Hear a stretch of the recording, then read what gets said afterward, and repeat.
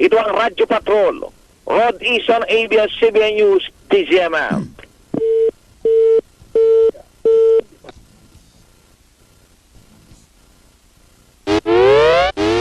Basta't may nangyari, nakareport agad sa DZMM Radyo Patrol sa East 30.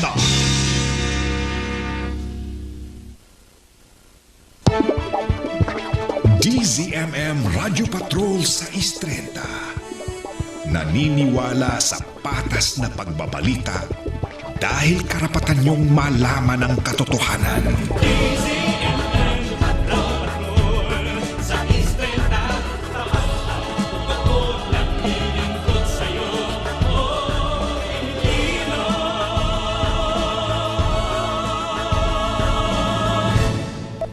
Ang oras po, alas 8:02 ng umaga.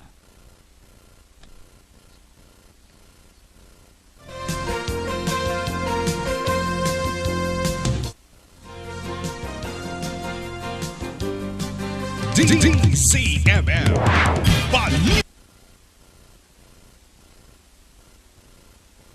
DZMM Balita ngayon. Inulit ni CBCP President at Haro Iloilo Archbishop Angel Lagdameo ang posisyon ng Simbahang Katolika laban sa sugal at hinamon ng Philippine Amusement and Gaming Corporation na humanap ng alternatibong paraan para direktang matulungan ang mga mahihirap.